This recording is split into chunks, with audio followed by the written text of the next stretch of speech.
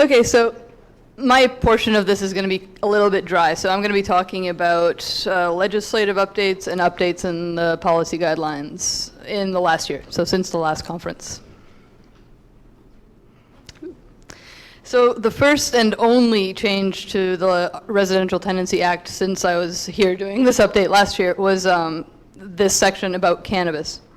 So because, as you know, cannabis has been legalized and now there's a piece of legislation specifically dealing with cannabis, the RTA put the section in there so that people can understand what the rights and responsibilities are when it comes to smoking and growing pot.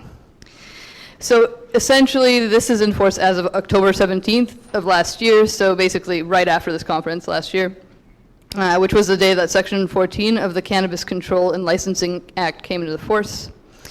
So any tenancy that was started before October 17th, 2018 is now deemed to have a no smoking of cannabis clause if it already has a no smoking clause and does not have a term that permits smoking cannabis explicitly. And smoking does not include vaping, so that's good to know. Any tenancy agreement entered into before October 17th, 2018 is also deemed to have a no-grow clause unless the tenant was already growing cannabis before that date and the tenant's in compliance with any sort of applicable legal requirements regarding the growing of medical cannabis. Are you seeing these cases? Have you seen? I have not. So the next thing I want to talk about was sort of the biggest policy update in the last year. For those of you who do residential tenancy stuff regularly, you'll probably know about this. So Policy Guideline 2 was the previous policy guideline, and it was in place up until July of this year. And it was replaced by Policy Guidelines 2A and 2B. I should probably turn my pages as I go.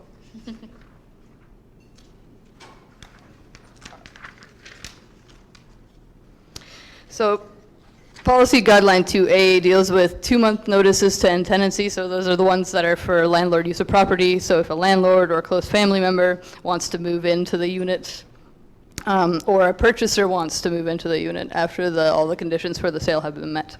And 2B deals with what we've come to know as renovictions and demovictions and that kind of thing. Also conversions and use. So I'm going to take you through essentially most of what these policy guidelines have to say, because most of it is different from what the old Policy Guideline 2 said. Starting with the good faith requirement. So the good faith requirement means that a landlord who issues a 2-month notice in this case has to have a good faith intent to do what the notice says. So on the notice, landlord has to indicate, I'm issuing this notice because I want to move, or because I or a close family member wants to move into the unit, or I'm issuing it because a purchaser wants to move into the unit, etc. The landlord has to not have any intent to defraud or deceive, and the landlord has to not have any ulterior motive. And the landlord can't be trying to avoid any obligations under the Residential Tenancy Act.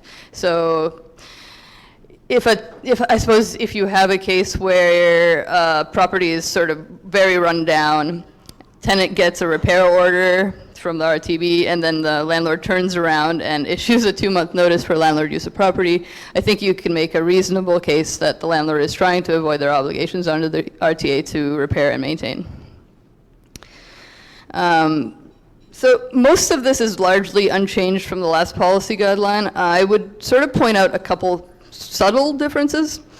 The old policy guideline used to list examples of evidence that the landlord should provide to show that they're acting in good faith. For some reason, they've chosen in this policy guideline, in this version, to put in examples of evidence that tenants can put in to show the landlord is acting in bad faith. And I wonder if that's signaling some kind of an expectation from arbitrators that tenants actually have to provide evidence now that a landlord's acting in bad faith. I haven't seen that happen yet, but maybe it will. But the onus is on the landlord, by the way. Yes?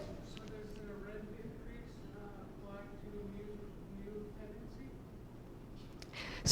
tenancy? Sorry, do you mean does the rent increase, the rent control apply to new tenancies? No. They don't. So essentially, where there's a new tenancy with a new tenant, brand new tenant moving in, a landlord and tenant can agree on any amount for rent. Okay. So another new thing about this, it now specifies that a landlord has to plan to occupy the unit, or the purchaser has to plan to occupy the unit for at least 6 months. The old policy guideline did not specify time. So I think they've just taken this straight from the section 51, which is a section on compensation, where a landlord fails to do what they said they were going to do. Okay. So occupying the rental unit. This policy guideline actually defines what occupying the rental unit means, which is nice because the old one didn't.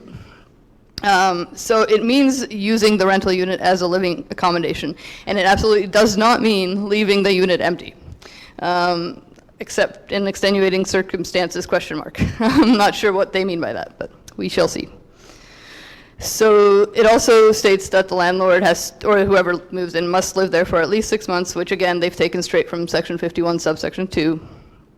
And it can include a landlord who already sort of lives on the property and just wants to expand their living space. So if you have like a landlord who lives in the upstairs of a house and is renting out the basement, if the landlord decides that they want to also take the basement as part of their living space, they can issue this kind of notice. And the policy guideline specifies that. One thing it doesn't say is whether a landlord can issue a notice like this and then only live in the unit part-time. So I think that will be an interesting question that we're going to see at some point. Yeah. Do you know, is there any mechanism, like enshrined in the policies, that for the tenant to find out if they're living in the unit? Because what I've found is that the tenant has to kind of look and see if the name has changed, and there's not really a standard way for them to figure that out. Yeah, that's the hardest part of tenants trying to make sort of a claim for a 12-month rent back, where they think that a landlord hasn't done what they said they were going to do, is that they have to provide evidence because the burden for that is on the tenant. They're the ones that are applying for a monetary order.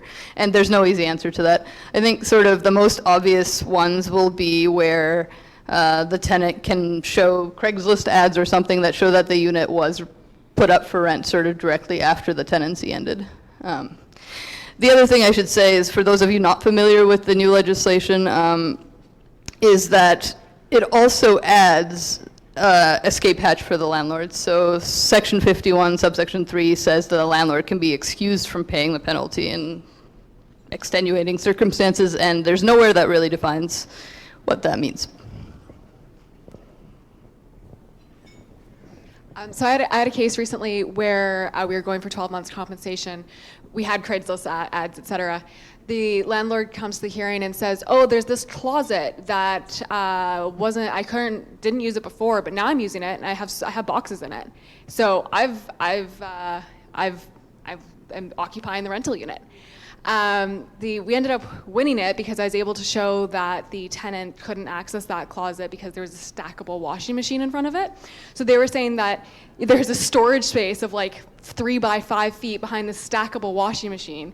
They were saying this is part of the rental unit. I now have boxes in there and I'm using it, so therefore I've done the intended thing. The arbitrator indicated that his decision would turn on whether or not he thought the tenant could access that space previously, which we were able to show that she couldn't, but it makes me worried because, is that an acceptable use of the rental unit, of occupying the rental unit? Does that satisfy the requirements of Section 49? I would say it shouldn't. With the new policy guideline, it specifies that occupying means using the rental unit as living accommodation, and there's no world in which it's reasonable to say that includes just stacking a few boxes in a closet, I think. So the 6 months thing, is it they have to be living in there 6 months, or they have up to 6 months to prove that they've, moved in the parent or whatnot? They have to occupy it for at least 6 months. Okay. Nothing else? Okay. I see one more question. I have a question about service in the situation where The current landlord issued the notice at the request of a purchaser. I have a case right now where the original landlord was a really good landlord, and it was the purchaser who blatantly advertised the unit after kicking the person out. I've looked at the decision base, and I see a mixture of whether one landlord was served or both. We have filed against the actual purchaser, who is the bad party. I can amend to include the current landlord if we need to, but we'd kind of like that person as a witness, too. I mean, if you're sure that it was the purchaser and you can prove it, or you don't, yeah, and you can prove it, then that's probably fine. I should add that you probably can't amend to add a party without permission from, you'd have to do it at the hearing. Like, there's no way to amend to add a party. Okay, thank you. Okay, so consequences for not using the property for stated purpose. We just covered this, so I'm not going to belabor it. Essentially, the policy guideline just reiterates what the legislation already says. Sorry to interrupt you. Testing. Hello? Can you hear me? Okay. I just wanted to speak to what was just mentioned earlier regarding the landlord and then the new purchasers. I just had a successful monetary order with a near identical situation.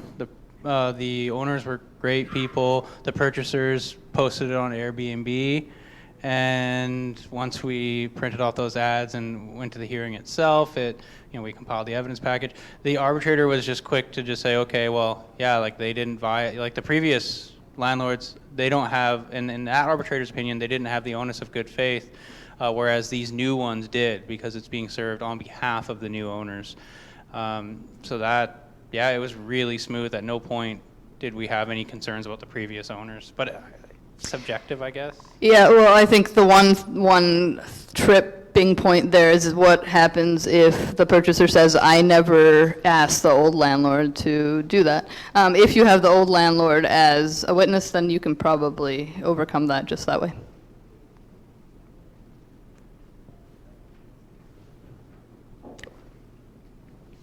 All right, on to 2B. So this is the one that deals with 4-month notices for renovations, demolitions, and conversions in use. And it's changed quite a bit from what the old one was. So the first part I want to talk about is what it has to say about permits and approvals required by law. For those of you familiar with this, prior to the change, the landlord had to have any and all permits that were required to do the work the landlord said they were planning to do.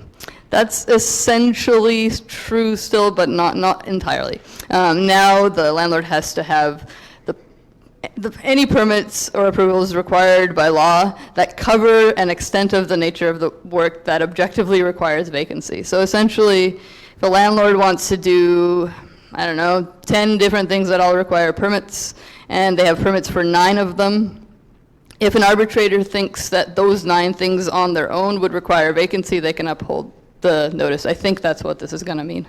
It's still relatively new, so I'm not entirely sure how they're going to apply it, but that seems to be what it says.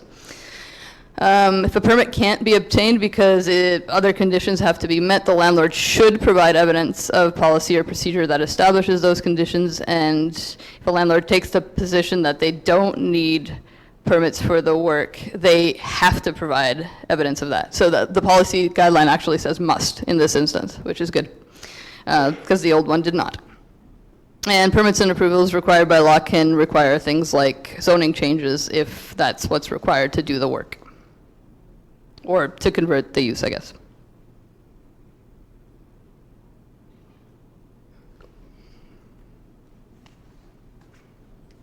All right, 2B also has a good faith requirement. So similar to 2A, landlord who issues a notice, a 4-month notice under Section 949(6), has to actually intend to do what they say on the notice they're going to do.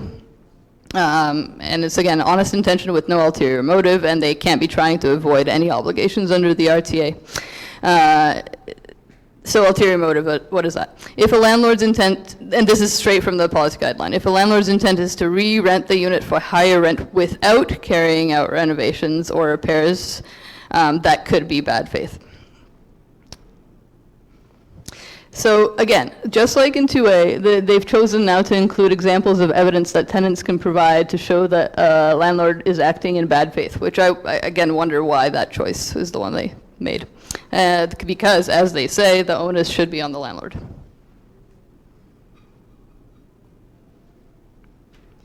Okay, demolition. Demolition is one of the things that a landlord can issue this kind of notice for. The old policy guideline didn't say anything about what demolition means. This one does. So this one tells us that demolition means the complete and irreversible destruction of the rental unit, which is good. That should be what demolition means. It may involve partial destruction of a building so that just the unit itself doesn't exist anymore. And if a landlord successfully evicts for demolition, there is no right of first refusal because there's no more unit. All right, renovations, repairs that require vacancy. So this is where like much of the substantive changes. So for those of you who did the stuff before, you may be used to making an argument that essentially goes, the tenant is willing to move out temporarily and move back in. Therefore, the tenancy does not need to be ended. And that was essentially what the old policy guideline said. Old policy guideline said if the tenant is willing to move out during the renovations to accommodate them, the tenancy doesn't need to end. This one, not so much. And I think Danielle will tell us why a little bit later. So essentially, this one says that it's hard to know. I don't even really understand it. So I think the gist is if the renovations or repairs will take long enough, then a tenant's willingness to move out and move back in is no longer relevant. But it's not super clear what that period of time is that we can't go over.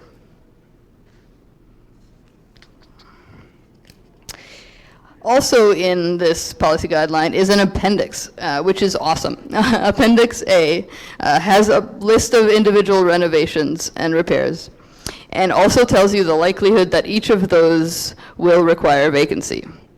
It's not super clear what will happen where a landlord wants to do a number of those renovations on that list, but I think in those instances, that opens the door to a staging argument where you can just say, well, maybe if the landlord did all of this at once, it would require the end of the tenancy, it would require vacancy, but the landlord doesn't have to do it all at once. The landlord can do it in stages. The landlord can first do the repiping, and then they can do the floors, and then they can rip out the, I don't know, something, and put it back in. And each of those things doesn't require vacancy, so if they do them one at a time, they shouldn't require vacancy. I think that's the argument that you could make. It also now explicitly says that cosmetic renovations that cause an intermittent disruption in services don't usually require vacancy, which is nice. Before this, the policy guideline too wasn't terribly specific about that, and I remember quite a few cases where landlords would be just like painting the walls and changing some plugs and maybe ripping out a sink and putting a new one in, and then issue this kind of notice. And then you'd have to argue that that's not enough without having sort of anything to really point to. All right, next policy guideline, and I better pick up my pace a little bit. Okay, so next policy guideline I want to talk about is 51, and it is the policy guideline about expedited hearings. And this is a brand new policy guideline. This process did not exist before this policy guideline came into place.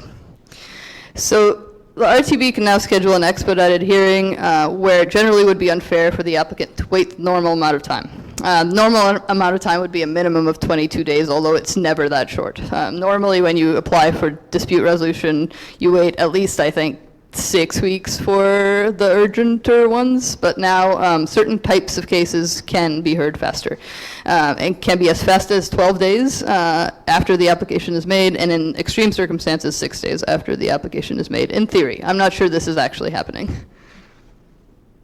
So the circumstances in which this can be done is any applications under Section 33, which is a tenant's application for emergency repairs, Section 54, which is a tenant's application for an order of possession, and Section 56, which is a landlord's application for an early end to tenancy.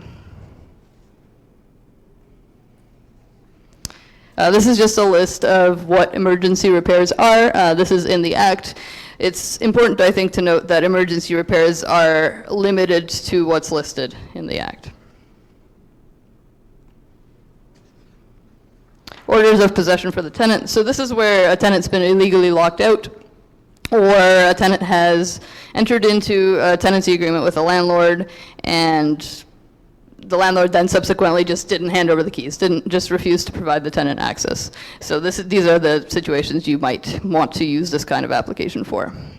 Tenant might have to prove that a tenancy agreement exists, so if there isn't one in writing, I think there might be a challenge sort of establishing that. I think if a tenant sort of fails to prove that a tenancy exists in this process, they can still try a regular length hearing, but I'm not entirely sure how that will work. Early end to tenancy, so this is a landlord application under section 56. It's for very serious breaches only. This section's existed for a very long time, but landlords rarely used it, mostly because it didn't make sense to use it, because by the time they got around to a hearing, they could have just issued a 1-month notice and it would have taken effect. So now with a shorter wait period for this kind of hearing, you might see landlords try to use these more. We will see. Okay, so serving documents. So there's a standing order about how to serve documents in these kinds of hearings. So the methods are, so if the hearing's scheduled 6 to 11 days after the application's made, then it has to be served in person. In person can include leaving it with a person who apparently resides with the tenant, or leaving it with an agent of the landlord. It specifies where you're leaving it with a person who apparently resides with the person. It specifies that can only be done if it's a tenant for some reason, even though the Act doesn't do that. Yeah, so that's something to note. If the hearing's scheduled 12 to 16 days after the application is made, you can serve documents in person or by attaching to the door or other conspicuous place. I would note that notices of hearing normally can't be served by attaching to a door or other conspicuous place. But I think what this means is that these kinds of notices of hearing can be. So that's another thing to note. Because in the RTA it specifies that these are the ways to serve these special documents, and also any other way that the director orders. Well, this is an order. So I think that this sort of adds another way of serving this kind of notice of hearing. Okay, so any hearing scheduled 17 or more days after the application is made, you can serve in person by attaching to the door or other conspicuous place, or by registered mail. Where you are the applicant and you are serving the notice of hearing, you gotta also fill out RTB Form 9, which is the proof of service of an expedited hearing notice.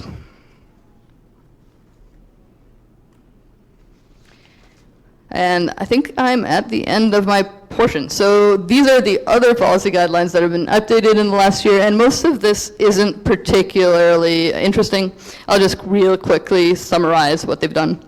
So in Policy Guideline 27, they've added a section on roommates to make it extra clear that they don't want to take jurisdiction over roommates anymore, even though they've already got this in a different policy guideline. Policy Guideline 30, this is the one on fixed-term tenancies. They've clarified some of the information regarding vacate clauses. And 32, they've updated the language to reflect the Cannabis Control and Licensing Act. So I think where before they were referring to a marijuana cigarette, they no longer do that. So Policy Guideline 39, they added some clarifying content regarding scheduling where a landlord issues multiple 10-day notices. In 42, they've added restricted file types for evidence. In 47, they added a reference to the recording of information line calls, because they do that now. For those of you who don't know, they now record information line calls, but not hearings yet. That's still sort of in the works, I think. Policy Guideline 50, compensation for ending a tenancy. They've added a new paragraph, again on vacate clauses, that clarifies that where there is a valid vacate clause in a tenancy agreement, there is no notice or compensation or minimum occupancy requirement. And that's that.